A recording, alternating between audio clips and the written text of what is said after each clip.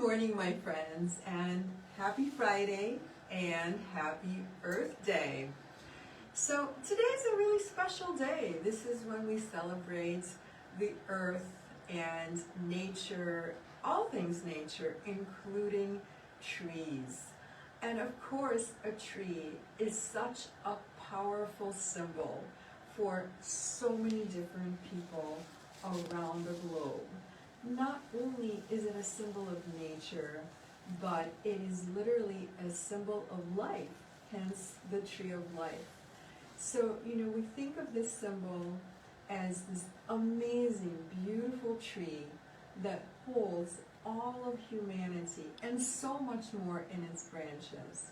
And today we're going to grow our own tree. We're going to make our own beautiful symbol of a tree of life. And this can be a sun catcher. If you size it down a little bit, it's a pendant. If you size it down even a little more, it can even be an earring. And we will talk about sizing up and down.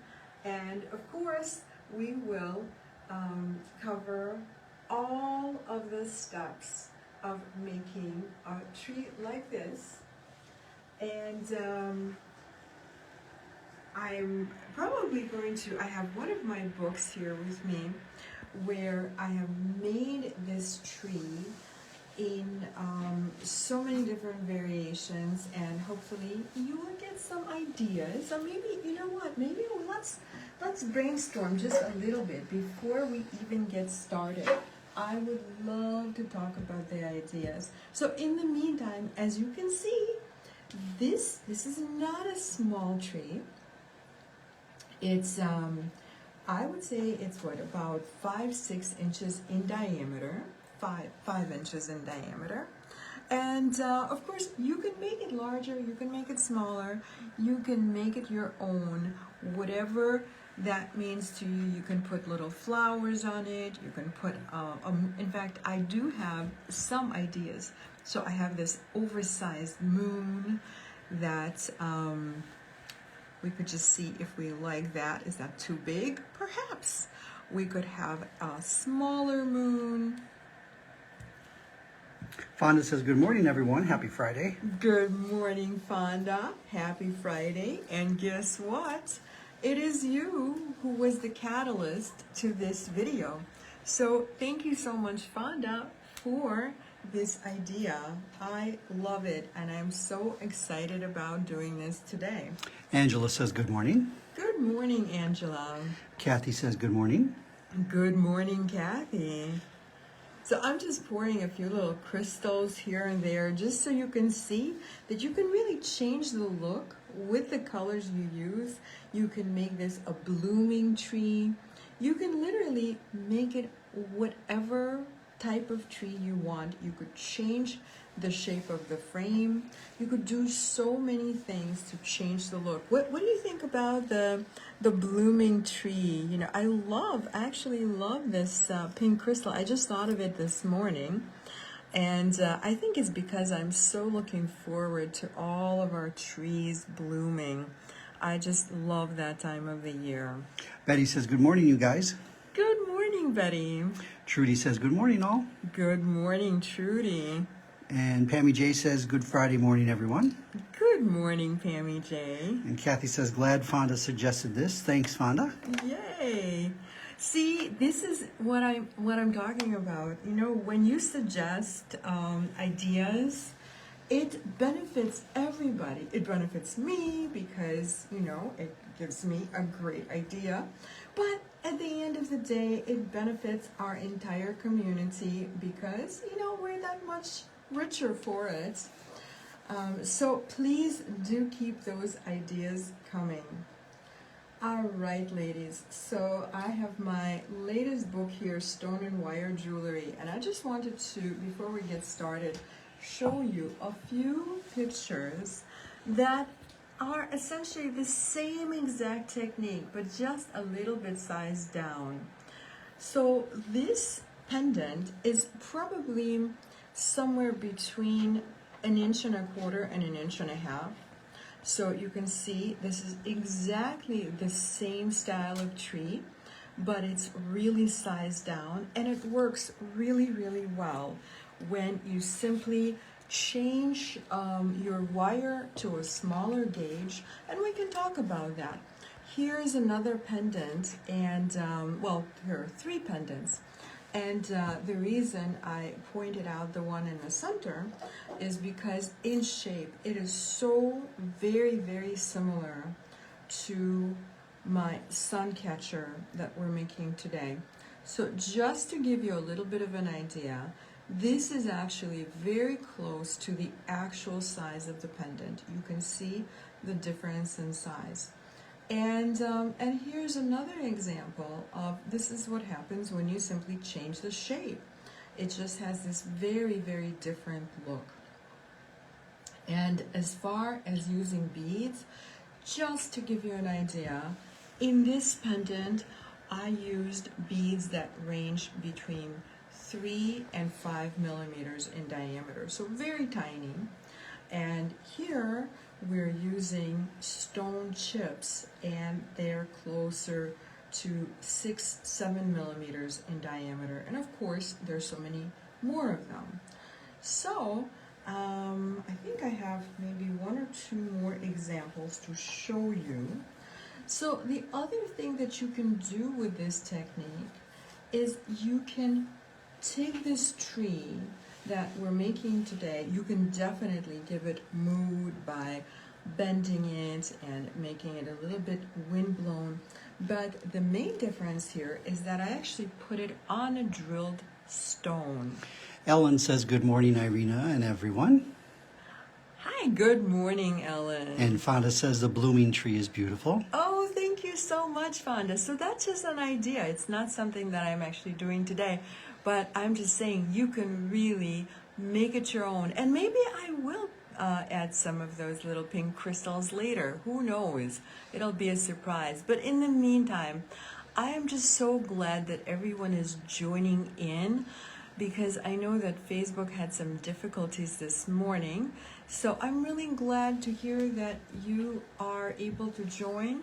And if some of you are not able to join, I'm really hoping that you're able to fix it or possibly watch later. In the beginning, it didn't recognize our video broadcast, so that's why. Oh, It was a little weird. yes. Well, hopefully it's fixed now. So thank you guys for being here. Lindsay says, good morning, Irina, Tony, Lauren, and all. Good morning, Lynn. And Lori says, good morning, girls. And good morning, Lori. Connie says, good morning, Irina, Tony, Lauren, and everyone. Gorgeous day in Kentucky. Hi, Connie. I'm so glad you're having a beautiful day. I wish I could say the same. Unfortunately, not as lucky today. But you know what? It's fine. Rain is so good for our trees and our flowers. So, you know, I'm happy about the rain. Susan says, hi, gang. Hi, Susan. Good morning. Kathy M says, love that you're doing this on Earth Day. Yay! Thank you so much, Kathy. I thought, what better time to, is there a better way to celebrate Earth Day, right? Than by making our own tree. Betty says, I've been looking forward to this. I'm wanting to make the Suncatcher, but I want to make a wall decoration too. Oh, fantastic. Yay. Susan says, can you repeat the name of the book, please? Yes, absolutely, Susan.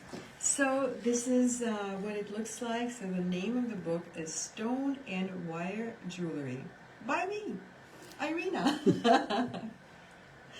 And so here we go. Here are a couple more examples. So as you can see, this book is like a forest of tree projects.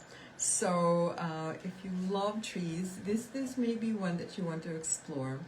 So here's another tree that I put over an undrilled stone this time. And here's another variation. This is obviously two trees that are intertwined. So not only is it a symbol of life, but also love. Okay, ladies, so this is just so that you get some ideas of what you can do with this technique once you master it. And honestly, it is so very, very easy to downsize the wire gauges, and there are so many ideas, there are so many things that you can do with this technique. And of course, my book is also available in our Etsy shop. So why don't we get started? We have a tree to grow. So normally, if I were making a pendant, I would probably use some kind of a ring mandrel, but I have to tell you, you're going to have to get a little creative with your ring mandrel or your mandrel. And so this time, this is my mandrel. Yes, I love honey, and I'm very fortunate because... Like a bear. Like a bear, yes. Because, well, this was a present from my sweet sister, and she gives me this honey, which I can use as mandrels. So, here we go. We are going to wrap our 14 gauge wire around our favorite mandrel. So you find your favorite mandrel in about a, let me see, I'm actually going to measure the diameter of the can of honey that I'm using as a mandrel. And it is about in fact, it's exactly 4 inches across. So I'm sure you will find something in your house. Maybe it's some kind of a jar or a can, or I don't know, what else could it be? I mean, a bowl, you know, like a bowl with higher end edges. So literally you can use anything as a mandrel. Susan says just picked up the book from the Etsy store. Oh, fantastic. Thanks so much, Susan. I hope you enjoy it. Obviously, it's not just trees. There are so many other projects, but quite a few trees. All right, ladies. So I'm working with 14 gauge wire, and I am wrapping my 14 gauge wire around my very beautiful mandrel. Betty says I'll need some chunky Flintstone gems for a wall hanging. Fantastic. This is exactly probably what you're looking for. I don't know, is this chunky enough? Tina says good morning. Good morning, Tina. All right, guys. So as you can see, I made a circle. And the best way to approach this is just wrap the entire thing. So there's going to be a little bit of an overlap. So by making that overlap is really the only way that you are going to accomplish a complete circle. Okay, so once you have made the circle, we are going to use our flat nose pliers. And we are going to bend the ends of the wire up like this, and one is going to be a little longer and the other one is a little shorter. So this is what it looks like. And so think of these ends as your handle. So hold on to the handle. Don't hold on to anything else. And we're going to do a little bit of hammering. So you're going to need a bench block and a chasing hammer. So a chasing hammer looks like this, where the face of the hammer is just a little bit domed. You have to have that domed face. You may have watched my other video that I did just a couple of weeks ago. Do you remember the flowers? I have some of my flowers that we made a couple of weeks ago. These are plant stakes, or they can also be sun catchers. So if you didn't see this video, I do have it. It's archived. You can always watch it whenever you decide. But it's the same wire gauge, and it's the same kind of hammer, and it's really the same kind of approach. So this is my other flower. There are several other flowers, but because we want to get started, I'm not going to show you all of them right now. You can always watch that video if you have not yet.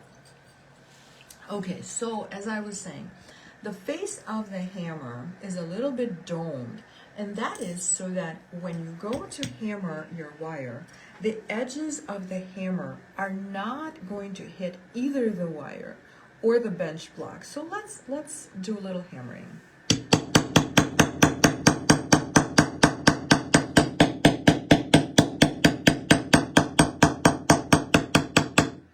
So you get the idea.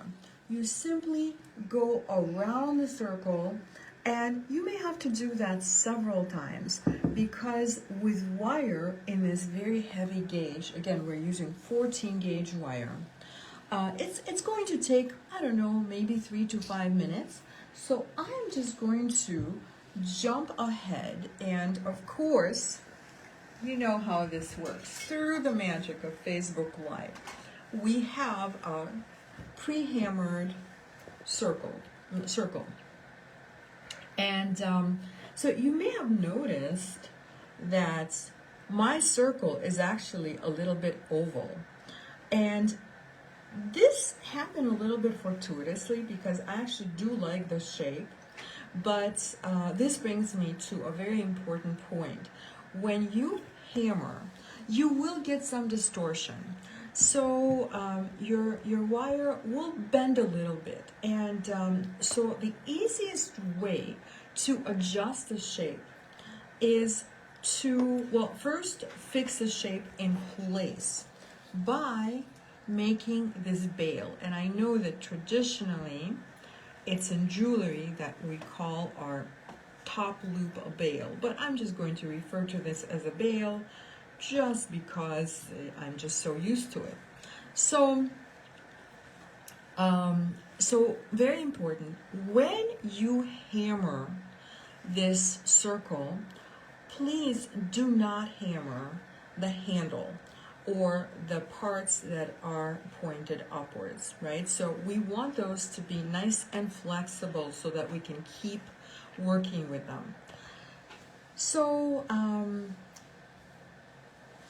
both of our wires are at a 90-degree angle and are kind of pointed out, or up, rather. So the first thing I'm going to do is just change the direction of the shorter end.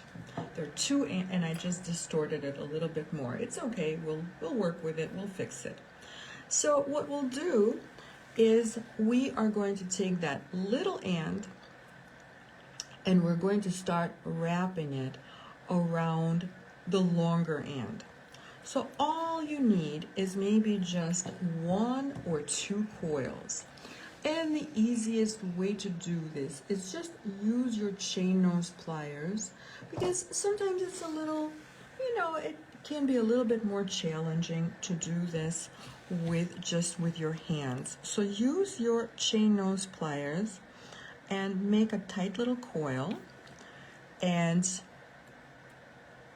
as I said, we only needed to coil around just once or twice. So I'm deciding which one is the front. I think this is my front because I like the hammer texture on the front. So I will cut off the excess wire and definitely just pinch it in so that it's not sticking out at all. So pinch it in, and it kind of likes to ride up a little bit until we make that loop at the top. So to make the loop, as usual, we're going to use our flat nose pliers and make a 90-degree angle to one side, and then I'm going to use my bail making pliers. So this time I'm using my large bail making pliers, although medium would work just fine as well.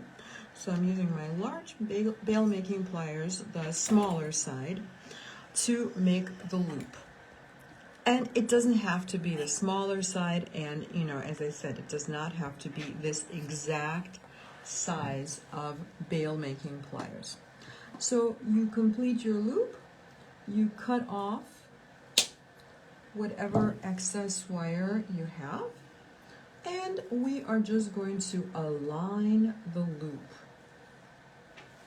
Ophine says, good morning, everyone. Hi, good morning, Ophine. Lonnie says, good morning, I'm late. Good morning, Lonnie. What size wire? Thank you for asking, Lonnie. It is 14 gauge wire, and it is dead soft. So, okay, I just made the loop. So, as I was saying earlier, when you hammer your wire, the process of hammering, not only does it create that beautiful hammer texture, but it also hardens our wire. And because we're not a machine, we're not able to hammer with the same force and intensity in every little spot. So this is a typical thing. Your wire may distort a little bit. So in my case, I actually really like how it distorted. It got a little bit elongated. But let's say if I didn't like it, I could always just squish it right back in. And there, now it's that much more round. But because I did like it, maybe I will just stretch it back out so that it's a little bit more oval. Because I already have a round frame for my tree, so maybe today I'll make an oval one. What do you guys think about the oval as opposed to the round? Let's make this participation kind of teamwork project. So what do you think? Do you like round? Do you like oval? Do you have a preference? Please let me know. In the meantime, we can still play with it if we wanted to. So sometimes it will distort in such a way that there might be like a little bit of a soft angle. And when you have that, you might want to just take your flat nose and squeeze in that spot, and it will just round out. So generally, whatever kind of distortion occurs, you can fix it with your flat nose, either by a gentle squeeze here and there, or by rounding it out with very, very tiny bends with your flat nose pliers, and you can fix anything, I promise you. Kathy says, love the oval. Oh, thank you so much, Kathy. Tina says, round. And Trudy says, either. And Connie says, like the oval. Cool. And Fonda says, let's try the oval this time. And Suzanne says, oval. Awesome, thank you. So yeah, I'm a little bit excited about trying the oval and seeing how we like it. And it's not a super elongated oval. It's kind of, it's kind of a roundish oval, but it still makes a difference. So it's really fun to try different things. Even like little subtle changes sometimes will really make a difference. All right, ladies. So once you have your shape, you have committed to your shape, whatever it may be, we are going to start adding 22 gauge wire. So I have a length of 22 gauge wire, and it is 20 inches. So it's 20 inches of 22 gauge wire, dead soft. So when you get your kit, just go ahead and cut your wire into 9 segments of 20 inches. That's what we're going to need. And so once you have your 9 segments, just go ahead and bend all of them like this at the center. So this is the center of my 20-inch length of wire. And what I'm going to do with that 22 gauge wire is wrap it around. You can wrap it twice, you can wrap it 3 times, whatever works for you. And we are just going to center it like this, and start coiling right here opposite of the loop, right? So if the loop is at 12 o'clock, we are coiling at 6 o'clock. And I coiled 3 times. And if I need to, and not that it needs to be super close, I mean, literally, however you coil is fine. I did give it a little pinch to just kind of get it a little bit more snug. So it should be somewhat snug around the around the 14 gauge wire. And then we're just going to add all of our other lengths of wire. So here is my next one, and so at this point I'm just going to treat this one as a center and start adding my remaining 8 segments of wire. And I don't know why I'm having difficulties, but maybe it's just early. So we're just going to, again, coil the wire around the 14 gauge frame. So, and you can see how I'm actually tugging on the frame and it's not bending, and that is because it is hardened by hammering. So hammering is definitely our friend. So we're just going to pretend. So once we have, or actually you can do this in the process, so even easier. Once you coil around your frame, we're going to start twisting our 22 gauge wire. Very, very simple.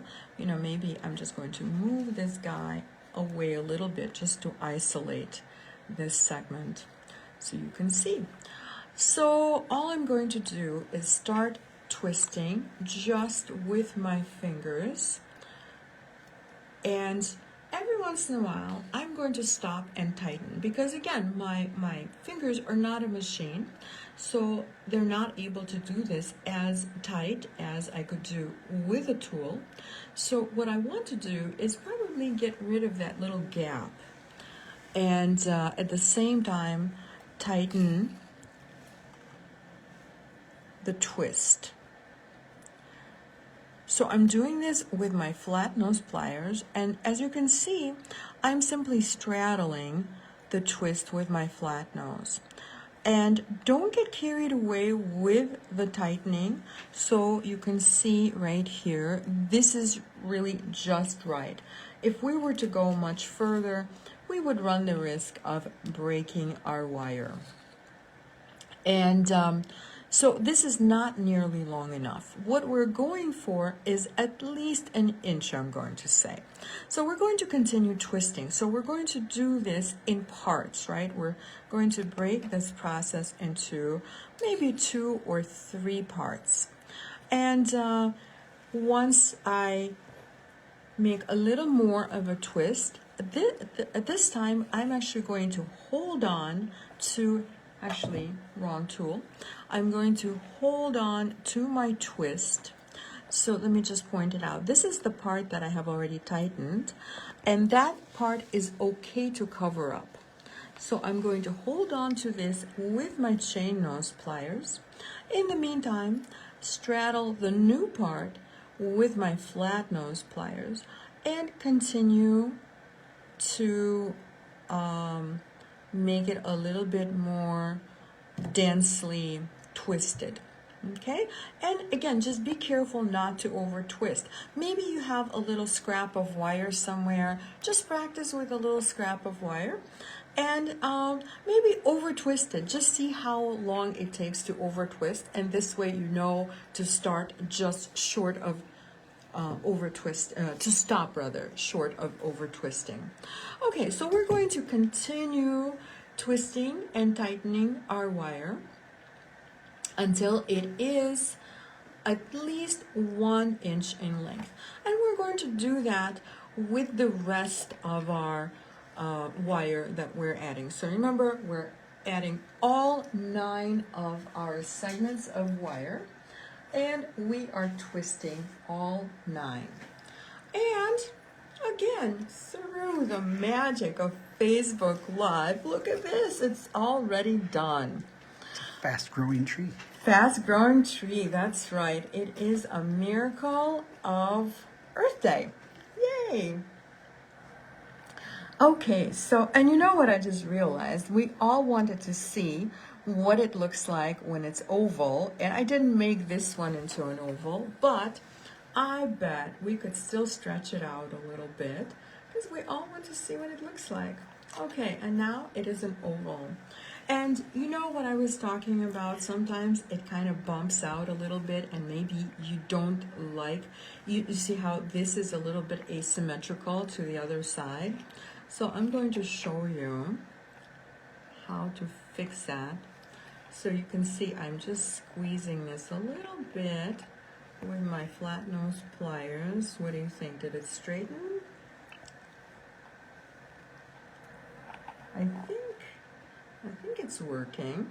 So it's definitely good to do it now rather than once everything is done, because once your tree is fully grown, this is what happens.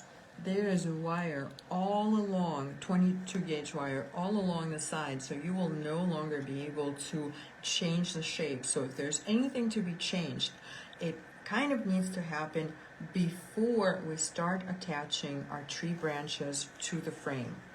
All right, so you can see I have grown a whole root system right here. And if you look closely, let me just point out, if you look at the center, so let's find that very center one. So this is the center one. You can see that I twisted maybe an inch. The wire in the center is about an inch, but the wires on the sides, let's measure them just for fun, are more like 1.5 inches or maybe 1.75 inches even. And this is not a pattern, so it doesn't, nothing really has to be exact. But, so the purpose for making these side twists longer, and you can see the further it gets away from the center, the longer the twist. So the purpose for that is because we're going to bring all of these wire ends together. And so this is going to create our root system. And this is how I do it. I just grab maybe like four ends on one side and 5 ends on the other side, and I'm about to start twisting them. Well, in order to start twisting them all together, they have to come together, and obviously there's more distance to the center from the side rather than straight up. So that is the reason for making the side twists longer. So we're going to start twisting, and if you have a little bit of maybe a longer twisted wire and you're concerned that it's going to go into the tree trunk, don't be concerned. In fact, sometimes I actually just do it on purpose. Maybe we'll do that right now.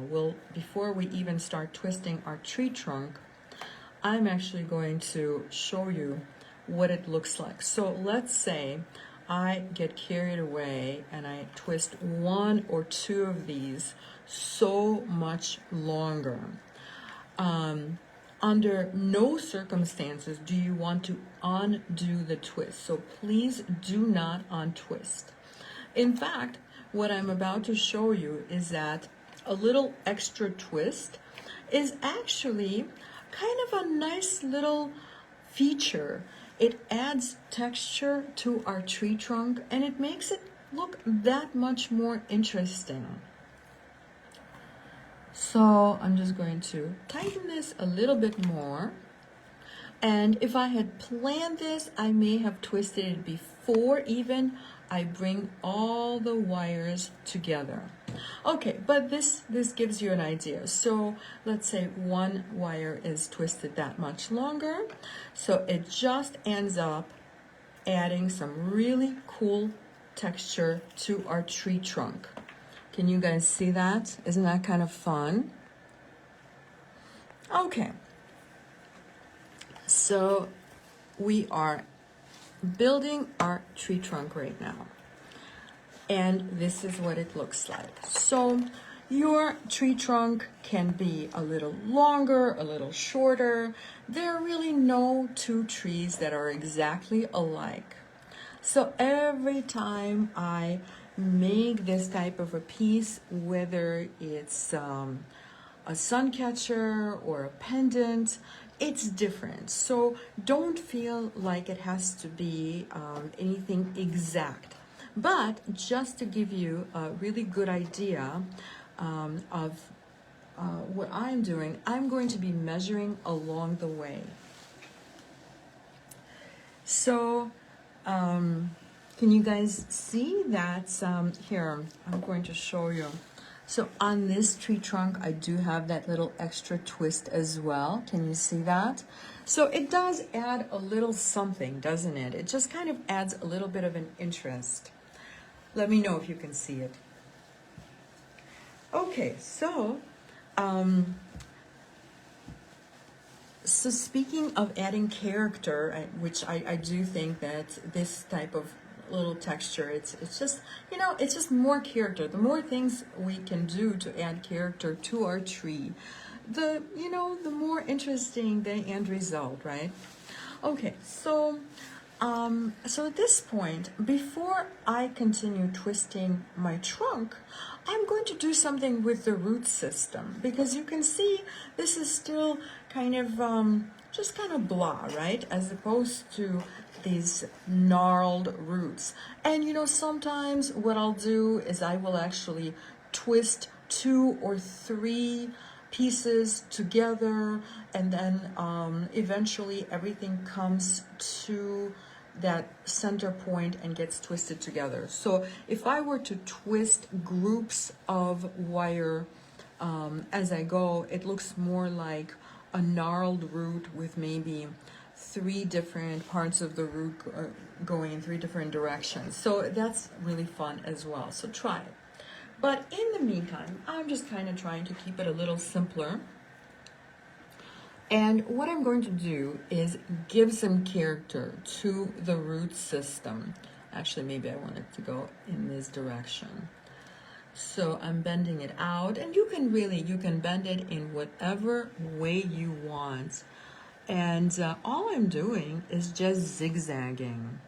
So you know how we've done a number of projects, not lately, but I do have some really good basics videos where I talk about just some basic techniques like zigzagging wire. So here it really comes in super handy, and all I'm doing is just taking my chain nose pliers and creating a zigzag. So that makes it kind of an interesting root system.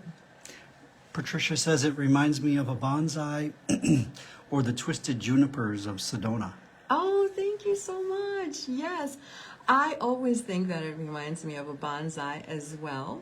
And I have never seen the twisted junipers, but I may have to look for them because that sounds beautiful. It also kind of reminds me of mangroves. Because you can always see that root system in the mangroves. Okay, so almost done, maybe just a few little zigzags. So as you zigzag the root system, what it also does, it shortens the distance, right? So the more zigzag you create, the more you're bringing down the entire tree. And what I'm saying is that it's neither good or bad, it's just what it does. So as you are creating your tree, just kind of pay attention to how other things are moving, when you're working on the root system. And it's just kind of nice to be aware of, if I do A, what is B going to do?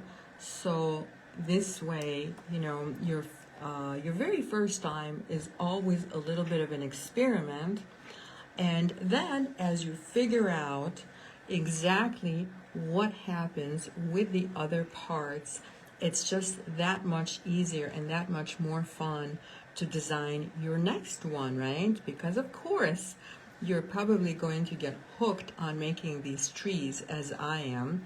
I have made, I don't know, dozens, probably multiple dozens of trees in different sizes, and I really love it. I just really enjoy both the journey and the end result. And of course, it's just so meaningful. Trees are just so meaningful to most of us. It's not only a symbol, but it's just something that surrounds us on a daily basis, and they're so special. So, in fact, maybe you will make a whole forest of trees. Who knows, right? Okay, guys, so what do you think? This is a good root system. We can tinker with it some more later once the tree is done. So don't feel like, okay, whatever you haven't done now, that's it. We will certainly have many more opportunities. Okay, but in the meantime, we're going to continue to grow the trunk of the tree. So we're going to start subdividing, and you could twist a little more, make it a little taller if you want, or you don't have to. So you decide. But in the meantime, I am separating 4 wires. Okay, and it could be 5, it could be 3. It doesn't have to be the same every time. So I have my 4 wires, and I'm going to start twisting these 2 sets of wires. So I separated 4, and then I divided them into 2 and 2. And so I'm going to start twisting my 2 pair of wires. And once you get to just like 4, it's very easy to do by hand, but also if you wanted to, you could tighten with your flat nose pliers. So there it is. I can do that. And so you're going to want to stop somewhere, say between 1/2 inch and 1 inch. Fonda says, I noticed you are zigzagging differently than you do with the trees we did in class. You're going from the top rather than using the side of your chain nose. What's the difference between the techniques? That's a good question, Fonda. I think I know exactly what we're talking about. I had to think back to the class. So when we make something, so the tree that we made in class was over a stone, right? And when we put something over a stone, you want to be very careful not to scratch the stone. So when I make one of these trees and it's essentially sort of creating a cage on top of the stone, and it's right on top of the stone, I'm very careful. So what I do is I use the tip of the pliers, but I use it at a very low angle like this. And this way, I'm not scratching the stone. Also, it's the wider area of my pliers that's holding it. And really, my only option is to do it this way, where it's like almost parallel to the stone. But when there's nothing behind, there's no stone behind this tree, right? I can just get in there, and I can put my my chain nose as far in as I want and just go for it. And I really don't have to be so careful because there's nothing that's going to get scratched. But that was a good question, Fonda. Okay, so I hope that made sense. Let me know, please. All right, guys. So now that I stopped, so remember, you want to twist maybe about 1/2 inch to 1 inch, and then you split the 2 pair again, and now we're going to twist each pair separately. So just like, a real tree, that splits into smaller and smaller branches. So that's what, obviously this is not going to look realistic, but it's what it represents. So it represents a real tree, and we are going to take cues from Mother Nature and do exactly the same and create our own smaller branches. So as usual, I'm always starting out with my fingers because, of course, my fingers are a much more gentle tool than any pair of pliers I have. And then, pretty gently, you tighten the twist, and remember that you don't want to over twist, so you stop when you get to that point. So again, if you've never done this where you twist with your flat nose pliers, it's a good idea. Just take a little piece of scrap wire and just practice and see what it takes to break your wire by twisting it. So you will know exactly when that over twisting point starts. Fonda says, thank you, makes sense. Oh, yay. Thank you, Fonda. Okay, guys. So now I have just split the wire into two fairly equal groups. I didn't count, so it's just visually I'm splitting it. And I could have just created another branch right here, parallel to this branch, but it's not really often that trees have these very parallel branches, right? So I like having branches that are a little bit offset. So I'm just going to make a little bit more of a trunk, make the trunk a little bit longer.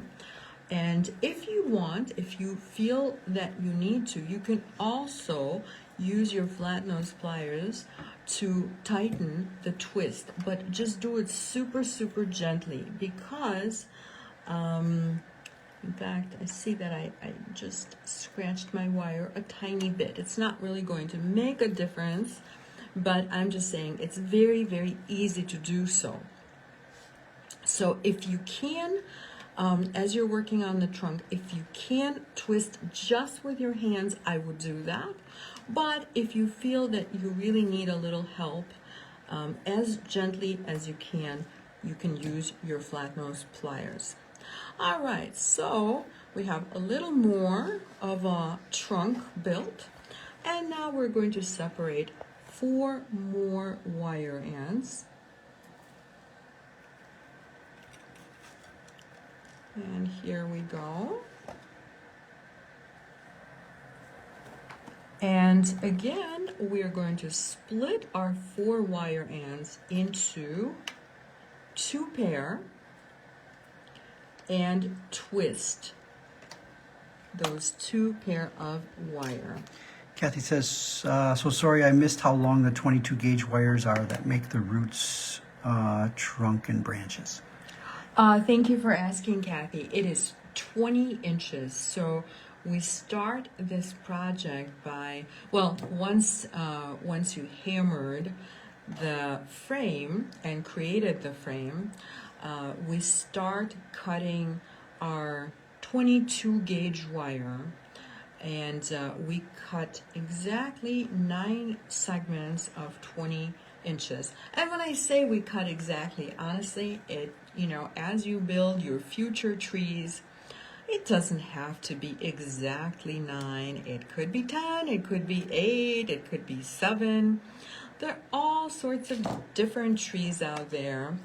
I've made, I think one of my trees in the book, possibly I started with maybe around 12 because I was working with much smaller wire, and I'm just guessing at 12. So what I'm really trying to get across is that it could be, the number of wire segments can really vary, but for this project we're just sticking to 9. And when you get your kits, and yes, the kit is already in the Etsy shop, when you get your kit, just please know you have enough wire for 9 20-inch segments. So as you see, I already made my next branch, and that already split into a couple of little branches. And maybe I'll just tighten this just a tiny bit more. Okay, just one more little twist, and that makes me happy. Okay, so now I'm back working on the trunk. So as we go up, the trunk is going to become that much skinnier, of course, because we keep taking wire and splitting it into branches. And so just to give you a little bit of an idea, let's measure this.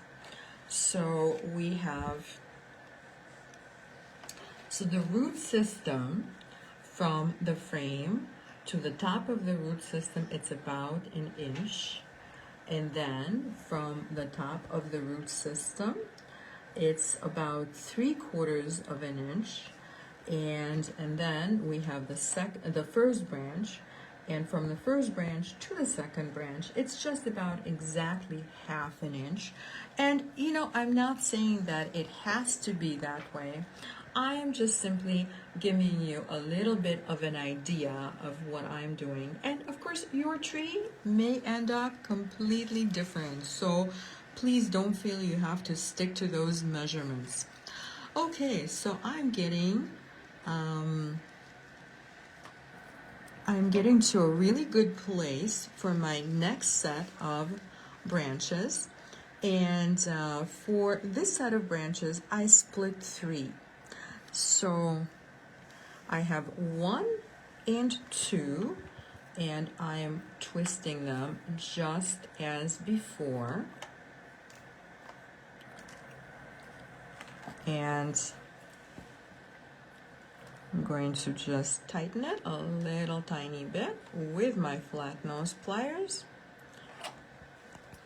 And obviously this little branch is just going to be a single branch, and these two are going to form another little heavier branch, and then split into 2 single skinny branches.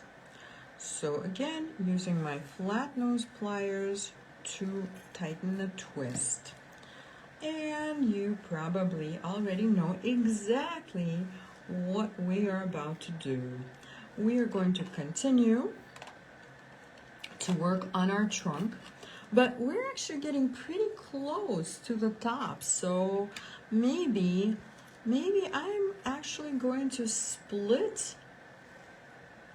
the next set of branches right now. I think that makes sense given where I am in relation to the top of the piece. So I'm just looking for wires that are adjacent to one another, right? So it's always a lot easier to work with a set of wire ends that are really close together in the first place. So again, I am only, I don't like how this one wire is sitting. You can always figure out, maybe it would be better just wrapping around. Yes, it was kind of in my way a little bit. Okay, so now, and it's just, as you're working on your tree, just kind of look at things. If something is not quite making you happy, you can always change it. This is a very organic project. There's really nothing that you could do that would be wrong. As far as anything, really, you could really experiment with the number of wire ends that you use with for each set of branches. It doesn't have to be exactly like how I'm making it. So here is my next branch, and I'm going to take this pair of wire ends and make another little twisted branch that splits off. So this tree is really starting to look a little bit like my river birch that is in my front yard, and I love my river birch. So what I would normally do, or what I would do sometimes, is as I go, sometimes I will just really twist that trunk.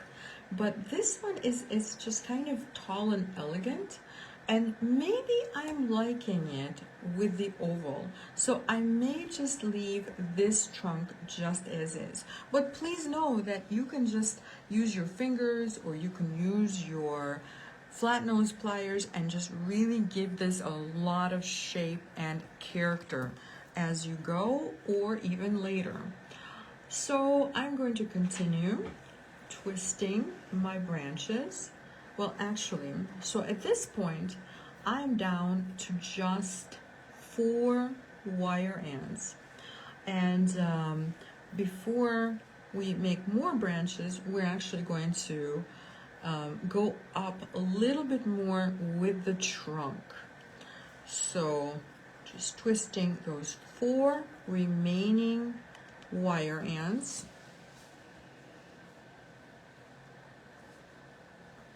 And I'm going to stop for a sec and tighten. And it looks like this portion of my trunk is nice and tight. And so I don't want to over twist it. So I'm just going to hold on with my chain nose pliers. Now, when you hold on with your chain nose pliers, please do not hold on for dear life, because you know, it's just very easy to damage the wires. So just hold on using kind of a lighter touch. So here we go. And at this point, I am just going to say, and you know, I could have one set of branches going one way, and maybe these 2 branches would become the remainder of the trunk. Or I could split a couple of single wire ends and maybe twist a little bit more. And in the spirit of that birch inspiration, you know how birch branches just keep going up and they get really skinny and really elegant looking.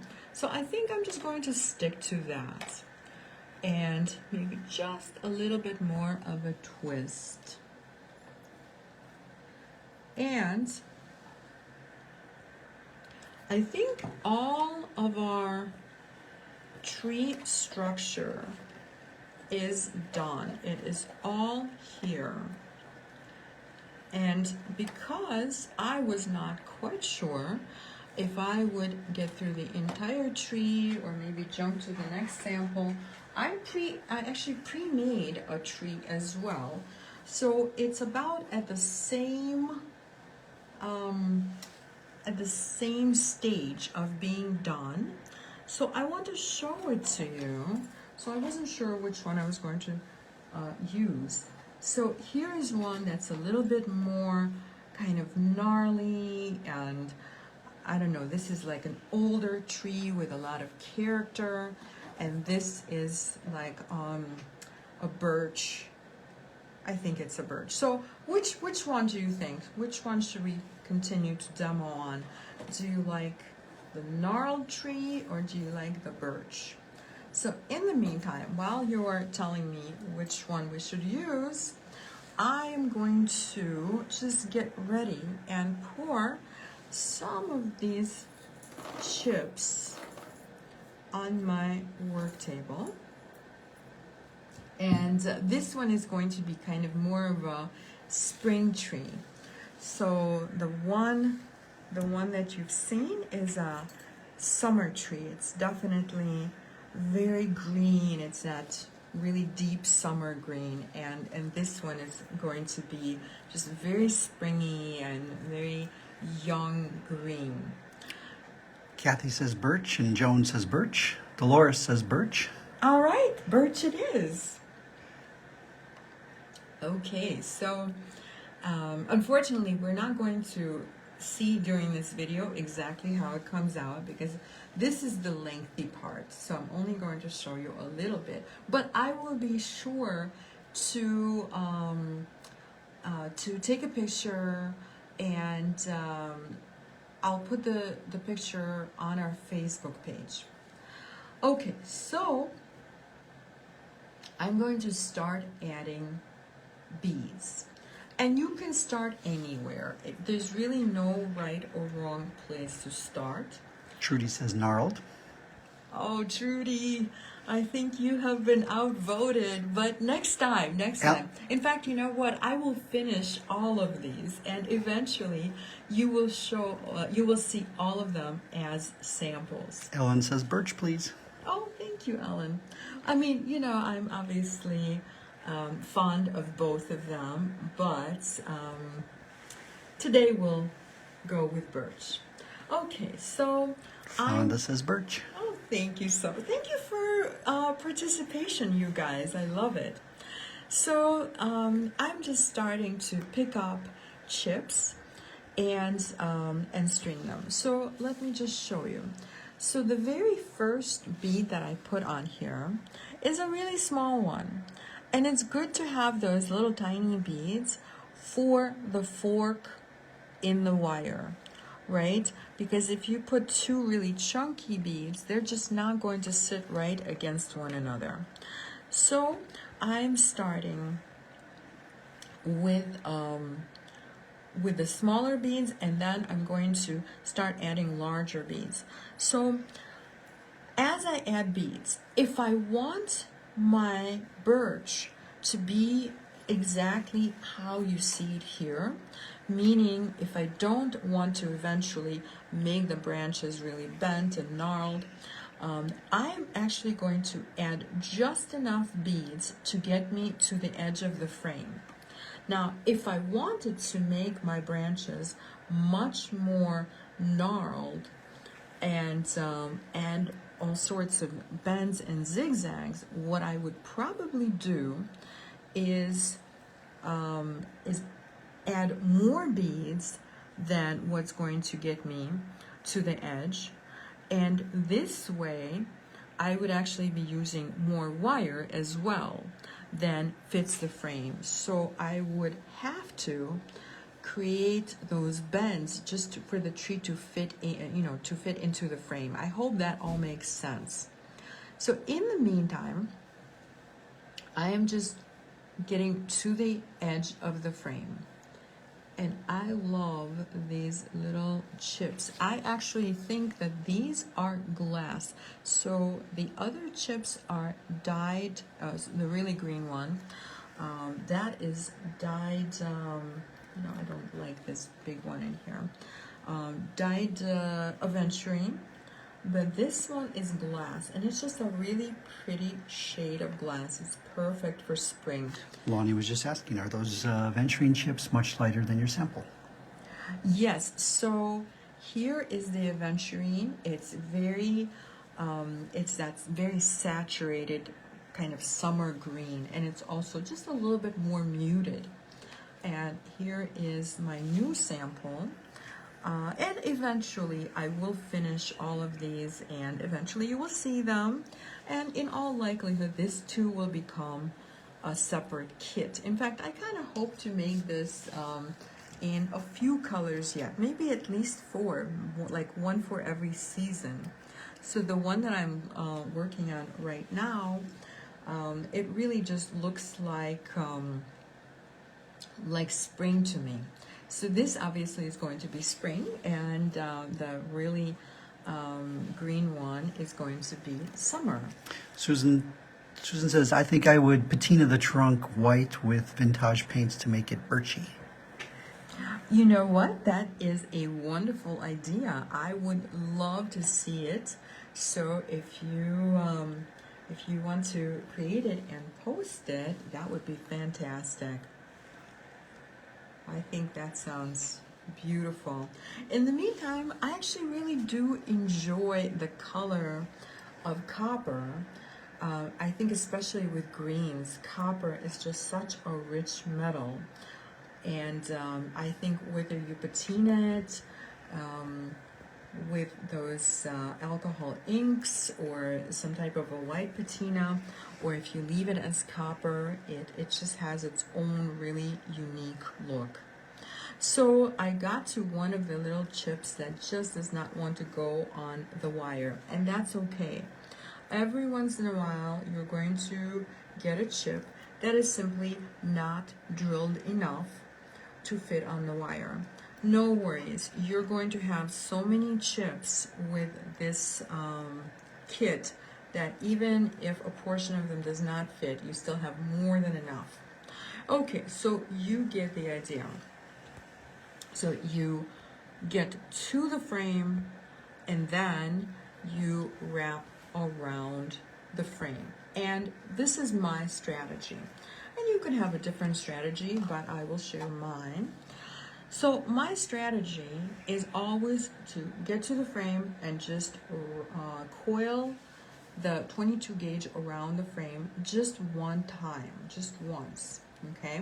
And I will do that with all of the branches. Obviously, it will take much more time than we have right this moment, but that is exactly why I did not cut off the ends of the wire on this tree.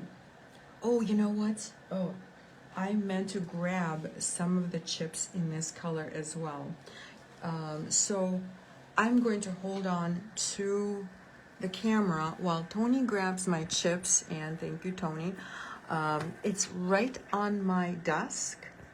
So it's right on my desk, and I'm just looking for these chips. I'm sure you'll find them.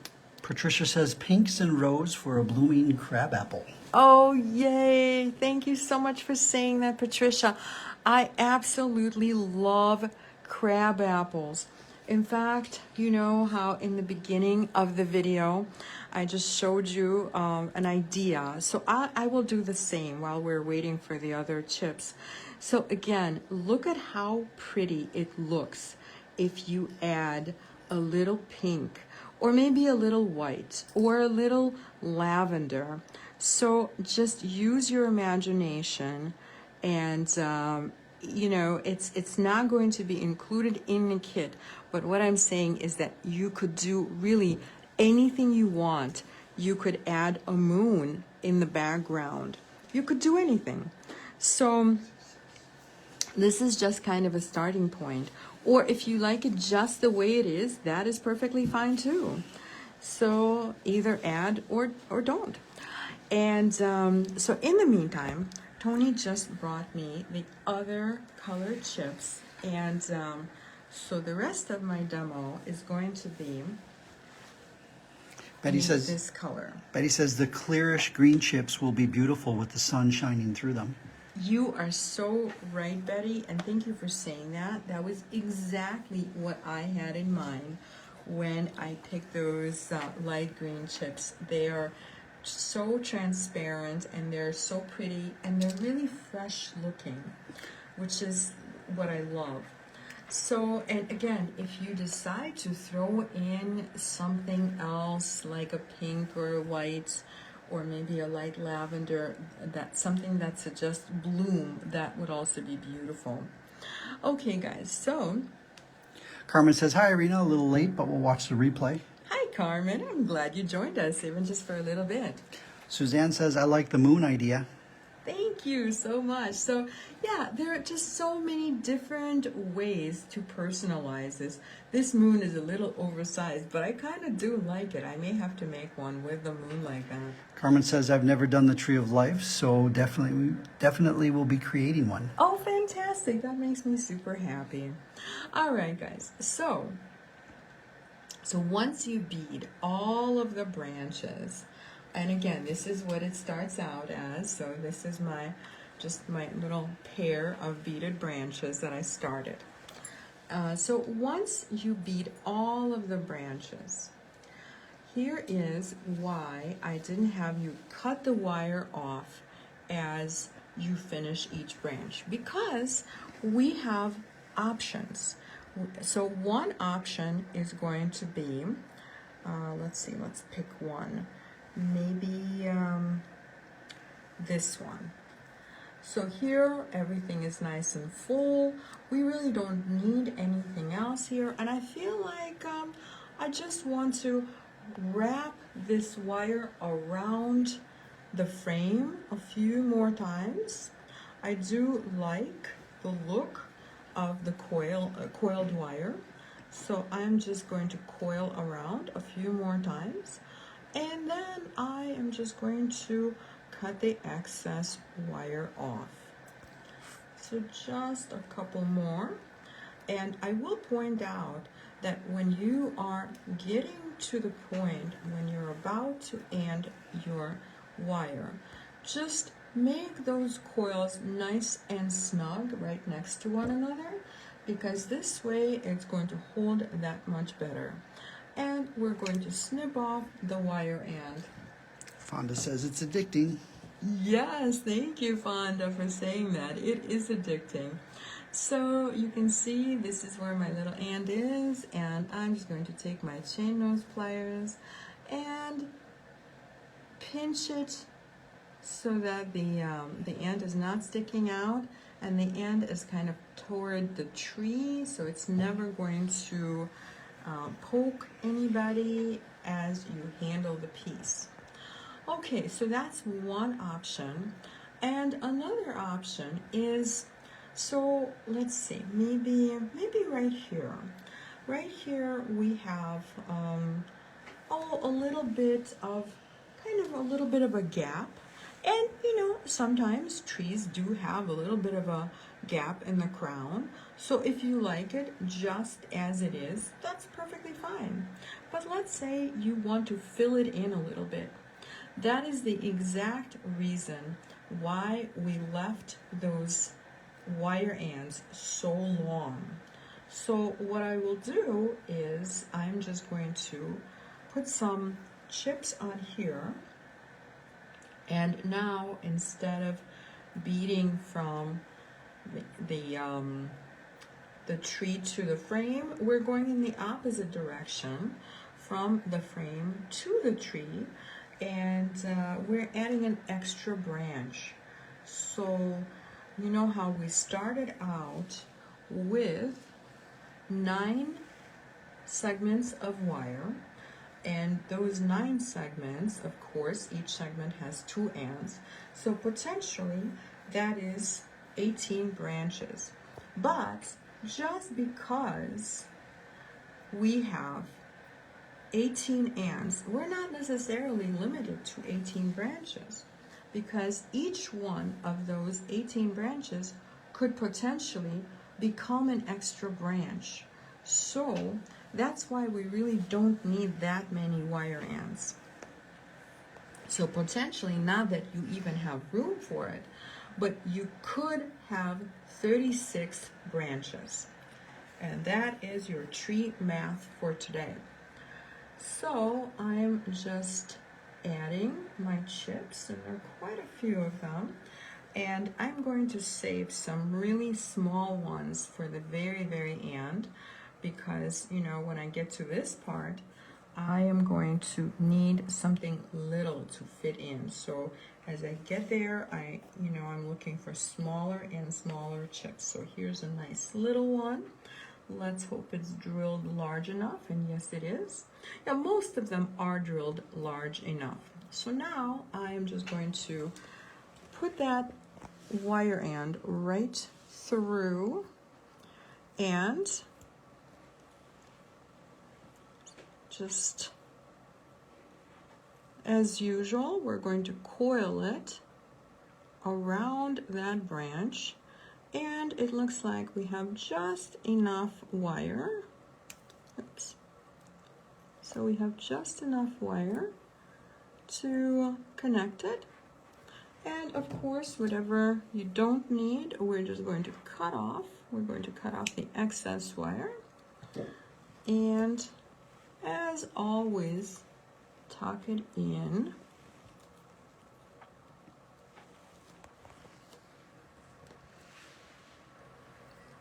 Okay, and I like to tuck it in so that it's at an angle so that it looks like it's part of the previous branch, so it doesn't look like something that was added afterwards. So it looks like we have a little distortion here, so I'm just fixing it a little bit. Okay, so those are our options as far as how we're going to treat these wire ends. And I think, I think I'm happy with this little space just as it is. So I am simply going to coil it around the frame and snip it off. Carol says that's beautiful. Thank you so much, Carol. All right, so what do you think? It's easy enough, right? It's not a very difficult technique. It can become a little bit more challenging. Let's say if you are putting this on top of an undrilled stone, that's probably a little more challenging, but definitely doable.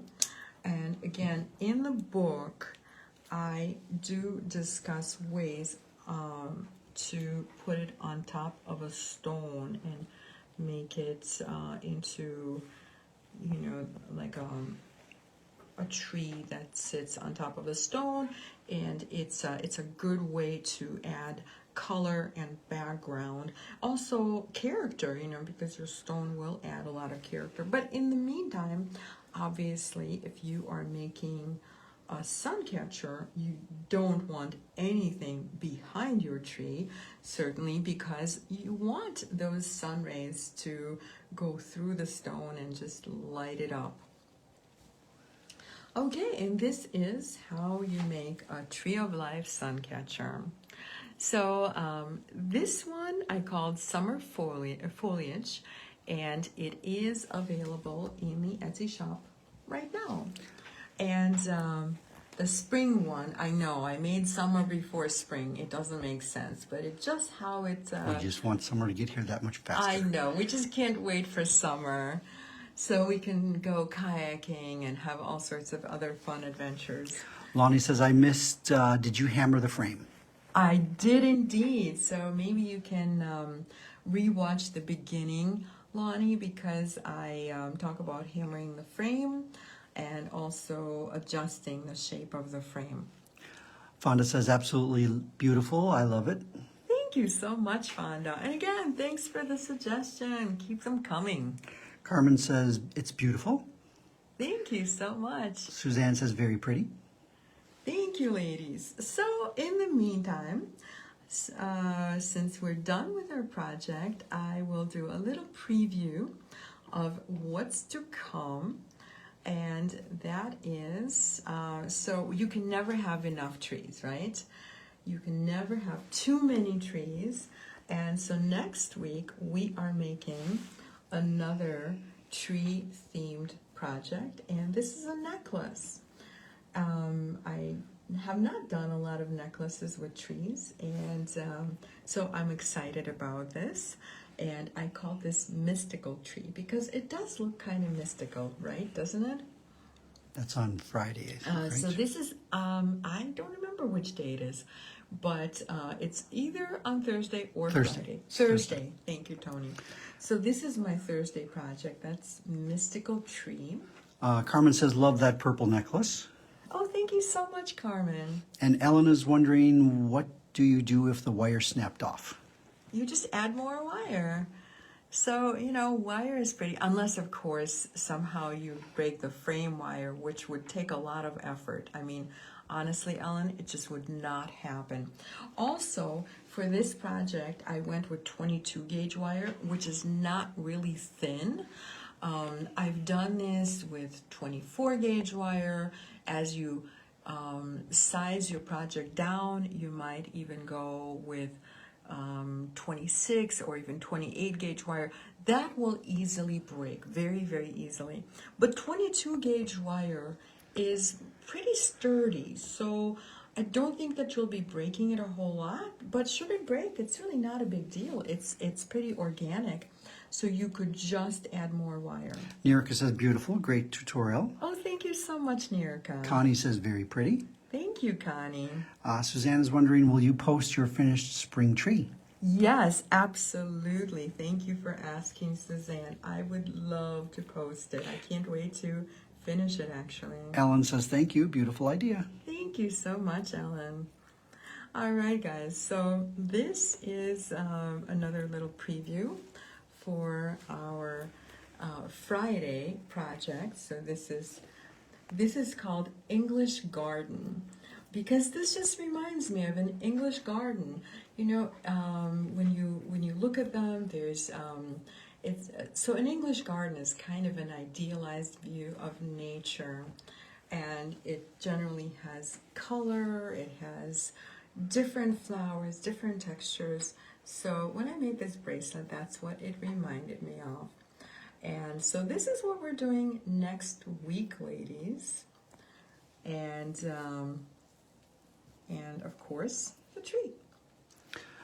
Kathy says, thank you so much. Can you buy the 14 gauge copper wire by the spool? Kathy, it's a great question. No, it's not sold by the spool. It's sold in 5-foot increments. So 5 feet will give you what, like 3 or 4 of these, I believe, because I used 18 inches of the 14 gauge wire for this. So I don't know if we have it in the Etsy shop, but you can always get in touch with Kathy. And yes, so it comes in 5-foot increments. Okay, guys, so this was fun. I love making these trees. And again, have a wonderful, not only a wonderful Friday, but also a great Earth Day. Celebrate with a tree, right? And thank you so much for watching. Thank you for your awesome comments. And have a beautiful and creative weekend.